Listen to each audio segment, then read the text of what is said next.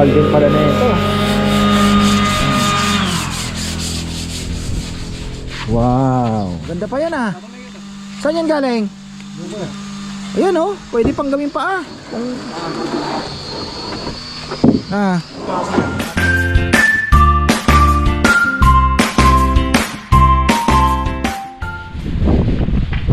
Uy, isang magandang buhay. Magandang panahon, mukhang makaka full charge tayo ng ating battery. 67% na ngayon. Kahapon 66% lang. Talo tayo. Ayan. Ayun na. Ito, may-ari na pala nito ha. Huwag po kayong mag-alala at mayroon pa naman tayong isa pa. Tatlo pa pala. Tatlo. May-ari na din yung dalawang ganyan. Ito may-ari na din. Plus yung bench. Sinanelnel ay may nag-request pala ng isa pang bangkito. Yung ating ito, yung may-ari po nito. Ayan. Inupuan na ni Dexter. Tinitest niya lang kung bibigay. Pero napakatibay po niyan. Ayan o. So, dalawa na daw. May-ari na niyan. At ito si Nelnel. Tapos si Dexter ay si Rizal, linalagyan na po ng paa yung mahaba natin na slab. Ayan. Ano na po ni Rizal yan. Huwag po kayong mag-alala, iti-treat natin yan. Nung may nagtatanong kasi kung treated ba yung mga kahoy, syempre nilalason po natin yan para at least wala po talagang mga bukbok na matitira. Bago natin na i-polyurethane, bago natin na patsian, diba? So lagyan po natin yan ng ano. Kung pasuyo ako ng kalapati natin, lagyan mo ng pagkain tsaka tubig. Walang tubig yun, malakas uminom eh.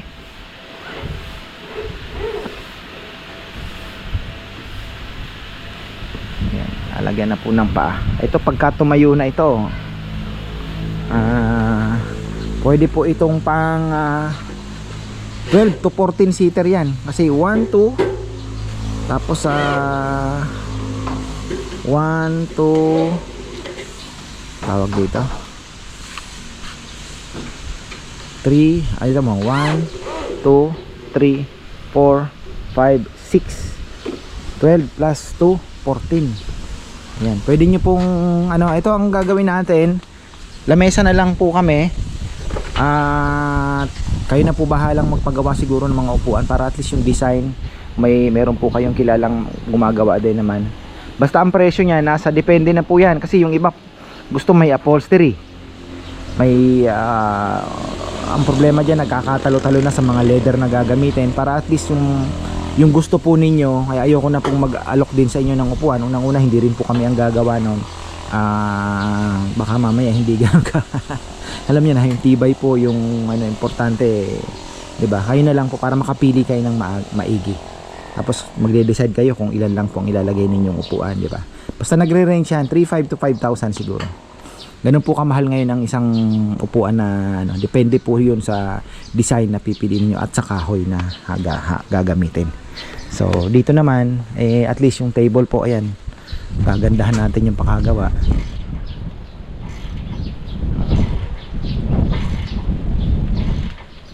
Dalawa po 'yan, mag-asawa 'yan eh. Tapos nasan ba yung naputol na andito ata? Mayroon pa pong dalawang pares na pang nasan ba ito ata ito kasi si brother J Dairit gusto niya ata nito. Ito bro, dalawa yan. Ngayon gusto niya ng isa sing taas po ng table natin na pang dining para dual purpose. Ngayon pwede pa tayong magdagdag ng bangkito sa dalawang dulo, yung kagaya ng inupuan ni Dexter na medyo mataas din. So message na lang po kayo at least makaraos tayo. Ako naman po ay thankful dahil kahit papano, di ba, may konting income, sideline lang, di naman po ito kumbaga hanggat may kahoy tayo ayun, after that bahala na kung anong 3 days lang po yan tinatrabaho, 4 days para lang magkaroon ng racket yung ating mga tauhan din. Sabi ko nga I need 2 to 3 man lang na mailabas para makover ko yung sahod nila ng weekdays. Pero ako naman ay thankful dahil maganda naman po ang feedback. Marami naman pong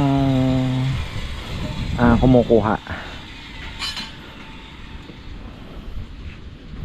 Ito may momo gusto ata ni Ate Esther, kaya lang hindi ko maintindihan yung gusto niya. Gusto niya daw itim din yung paa. At hindi po siya pwedeng lagyan ng ano kasi mawawala po sa tibay. Talagang kailangan ang paa niya is dalawa magkabilaan. Mahaba po ito eh. Gusto niya ata yung paa na yung ganon, hindi pwede to, mabibigay. Yung kagaya ng paa, kasi siya ang kumuha nung una nating yung star. Gusto niya paa din daw ng ganon. Unang-una mahirap humanap ng ganon eh. Tsaka tawag dito. Yung tibay oh, baka magtumba lang.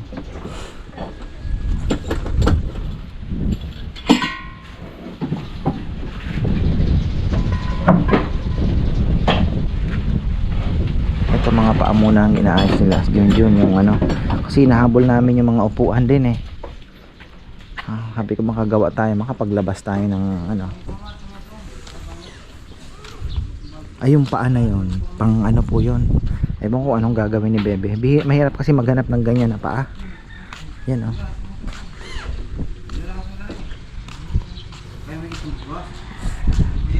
Nimpla.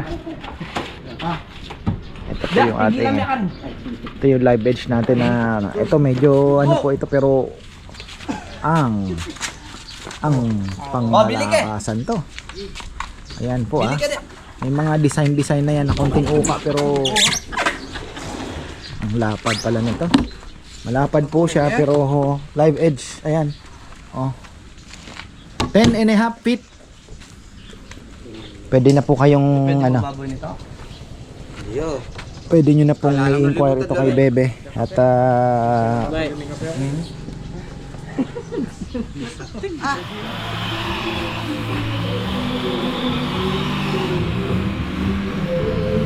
summer nights we were young. Yan natin itong ginagawa nila. Talagang nagsasounds eh no. Ayan, ito na yung nagawa ni Junjun. Paglabas tayo ng bench. Ito, anong haba nito, Nel? Kasing size ng mga ano. Siguro okay naman na yung ano no. Para hindi na masyado tayo. Ganda tayo mga pampaanang metro.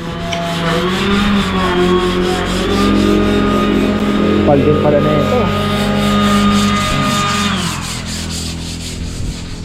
Wow.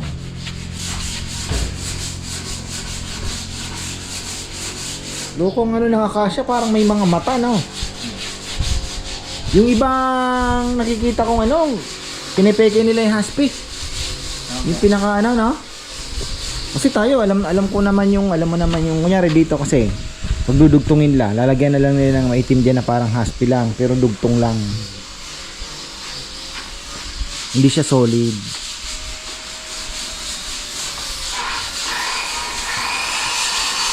Pero okay naman yung kung dudugtong, kung magaling talaga yung pagkakagawa. Kasi ang magiging problema po natin sa dugtong, kahoy yan, magkakaroon siya ng thermal expansion na tinatawag. Katagalan, maghihiwalay talaga yung mga dinugtong natin doon sa taas. Tingnan mo, naghiwalay na. Na? Iba pa rin talaga yung solid. Kaya sabi ko nga, ako ayoko talaga as much as possible ng dugtong na inaano mo. Kasi sa umpisa lang po maganda, katagalan, ay makikita mo na talaga lilitaw at lilitaw pa rin yung pinagdugtungan kasi time and pressure, diba? Pinag-usapan na natin ang time and pressure, doon napapasok yung ano, mag-aangat, magkakaroon na ng gap, hiwalay. Ito, tibay po ito. Hindi na ito ano, ito may disadvantage nga at sabi ni Papa yan. Tingnan nyo, hindi pantay yung ano namin. Pero kung pantay naman yung inyong paglalapagan na ano, okay lang. Pero yun nga, tingnan nyo. Dahil hindi pantay ang flooring namin. No, Najong. Ito pantay ito sa pantay na flooring, okay lang. Pero tingnan mo, may ano yung ano natin. Dahil tatlo yung paa. Yun ang maganda sana. Ano na lang. Etong ano, pinoproblema namin yung paa. Yari tayo. Paano kaya? Ano kaya ito? Itong ano. Eto Nel. Saan daw gagamitin? Na. Manipis. Kung para sana kasi. Ha? Ano. Baka pwede na yan. Makapal din naman ah. Dos? Ah, hindi, one ano.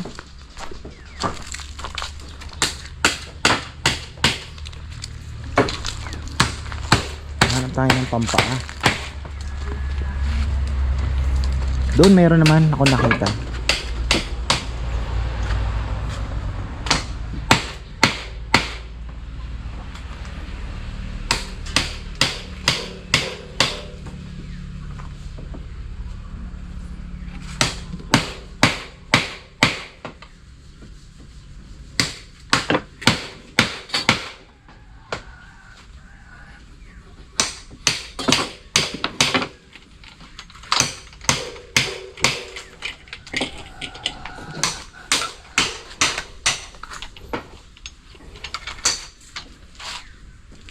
Ito wala na.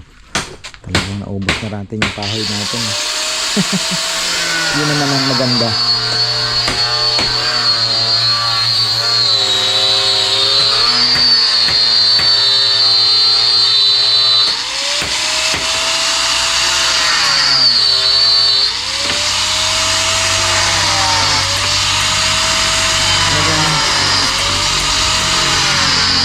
Lilisan na lang ha.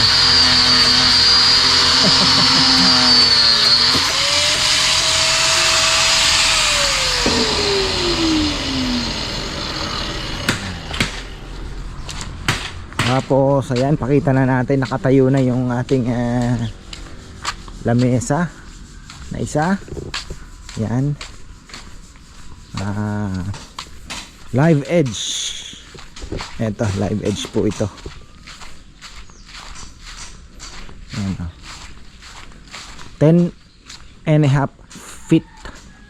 So ito yung ilalim niya. Mas maganda dun sa ibabaw. Ayan, ito mas malapad po ito. Kaiba ng presyo ah. Mas maganda po kasi itong malapad. Pero ito, ganda din. Ayan, di ba? Ayan oh. Ganda din yan. Oh, di ba? Pero yun, maganda din yung isang yan. Di ko na pinaputol kasi pwede sana ikat pa na ganon. Pero sayang kasi yung ano niya eh. Tapos ito yung request ni Brother J Dairit. Shoutout pala kay Brother J. Believe siya sa ating mga tao. Hiniram niya kasi si Nelnel at Rizal at ano eh. Ito na pala oh. Ayan, ito mas malapad. Ayan. Oh. Mas ito. Ayan. So ito ang ilalim po ito. Ayan, naghahanap kami ng pwedeng ipaa dito. Pero mahahanap naman yan sigurado. Dami pa tayong makukuha ang kahoy dyan. Gustong parisan to ni Brother J ng tawag parisan ng bench na naandoon. Oh, ano to? Bah, ganda pa yan ah. Saan yan galing? Ayan oh, pwede pang gawin pa ah.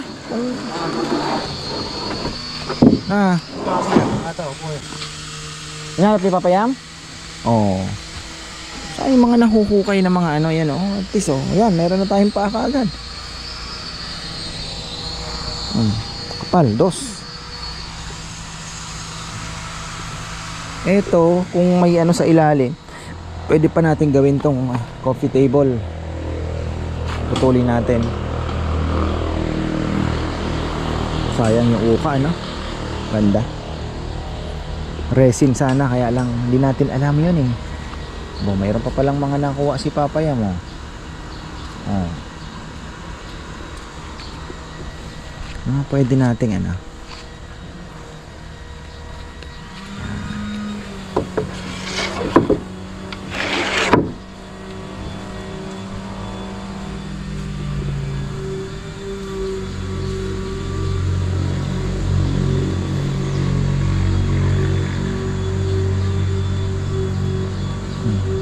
sandalan, pwede pa yan. Baka may nakitang daga. Ha? Daga. Daga? Meron pa rin mga daga dyan? Lumabas na. Daga? Kailangan maglaso na naman kasi sasakyan. Takot talaga yung mga buwisit na daga na yan. Kahit doon nagpataso na ako kay Rambo. Ngayon po kasi tag-ulan, wala nang pagkain dyan sa ano, lahat na yan nagpupuntahan dito sa mga malapit. Pwede sila makakain, lalo na may mga feeds tayo dyan, kain ng ano. Yan, pwede pang sandala, no? Ah. Sa ano, coffee table, pampaa ko yan. Oo. Tatanggalin na to sira. Ito, tatanggalin lang to. Pampaa na. Mga retaso yan eh, mga pinagtistisan po yan ng mga, ayan, diba? At least, oh, talaga naman. Karakal na. Ha? Sandalan. Oh, sandalan. Wow, oo nga. Oh. Tingnan mo nga naman yan.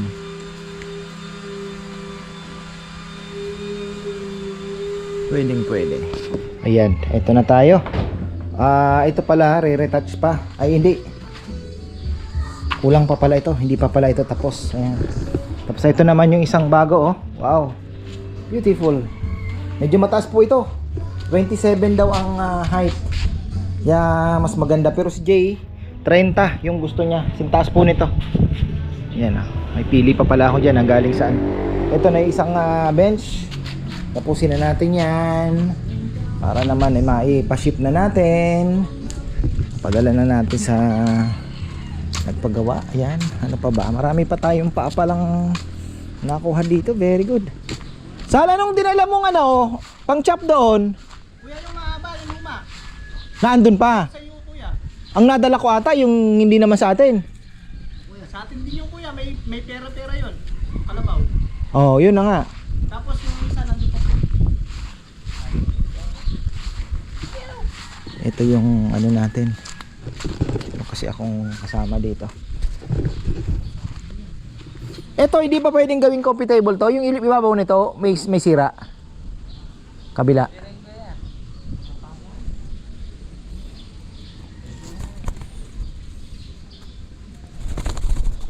Gusto na lumipad. Ooh. Hindi pa kaya. Hindi mo pa kaya, boy. Ay, chuchay. Makakatikim ka sa akin, loko. Ano yung balbalay? Ay, gutom ka na naman, kakakain mo lang. Hindi pa pwede to. Bumalik kaya ito sa akin? Kuya, babalik ka kuya. Ha? Pag tinawag mo? Hindi, kunyari, tatawagin mo. Tapos makainit. Tapos Hindi, kunyari, malaki na siya, nakakalipad na ng ano. Maalala pa kaya ako nito? kuya, may pinapakain ka. Opo. Lalapit. Babalik siya. Sana yung mudog. Oo. Ganun daw. Tasanayin ka raw sa ganun. Oh, kalimutan mo na lang ako. Pwede naman. Basta mabuhay ka lang, no? Ha? Mabuhay ka lang. Tingnan natin yung mga paa. So meron na tayo daw ng pampaa. Bilis nakahanap, ano? Sabi ko sa'yo, ang dami pa po naming makukuhang retaso talaga na alam niyo yun, magiging maibebenta pa kahit papano. Malaking tulong din yan. Iba talaga pagka nagigipit eh. Yan na yung mga paa. Ano? Ito. Alin? Yan. Oh. Yan, ganda nito. Brother, ito na daw sa'yo. Yan yung pinagagawa niya. Yan, kaganda pala. Tapos, taas siya, no? Dining table lang, ano. Tapos, ang paa niya. Ito, paa. Yung ganyan ka. Ayos.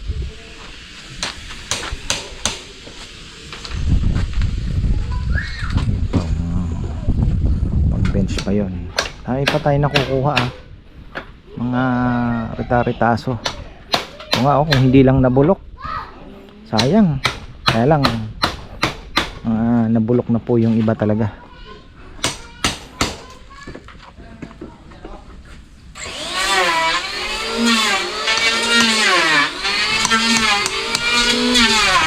Ayun siya, paado na.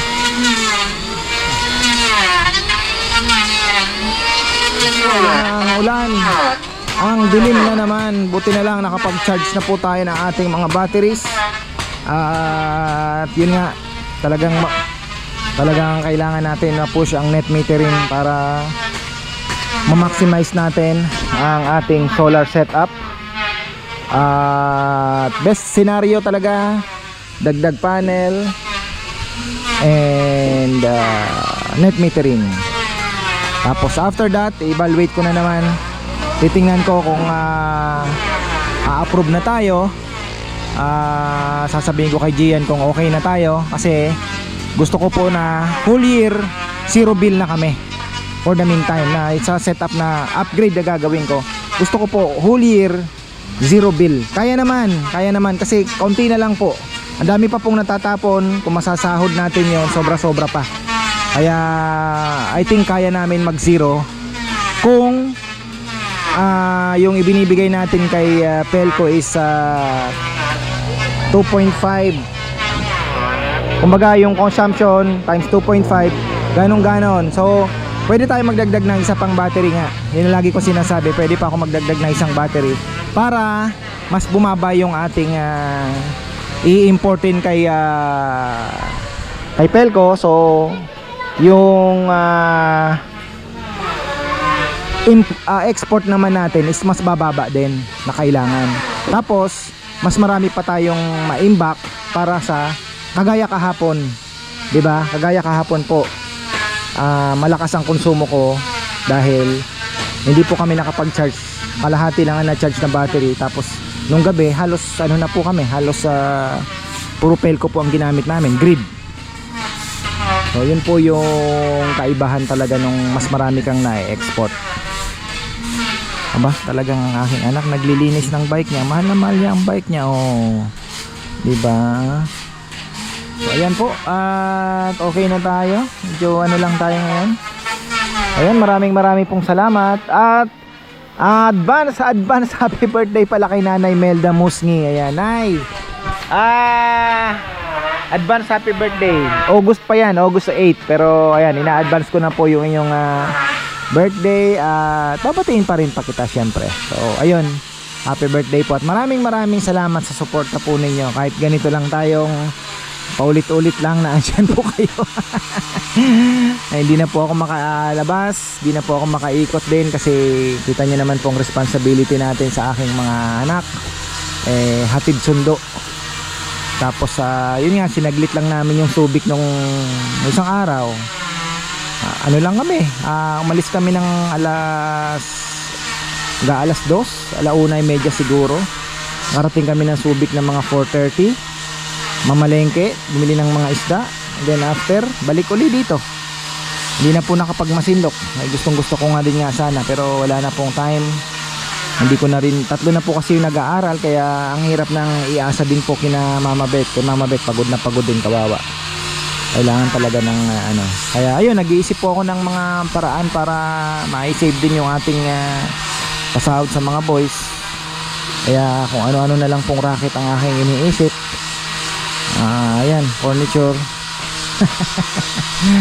So ayan, maraming pong salamat sa suporta po ninyo. Paggawa po namin, garantisado naman pong matibay naman yan. At hindi naman kayo madi-disappoint. Quality naman po. At sa presyo naman ay mas mura pa din sa amin. Lalo na po yung mga slab na yan, ay mura po yan kumpara po sa iba. So ayan, maraming salamat at magandang buhay.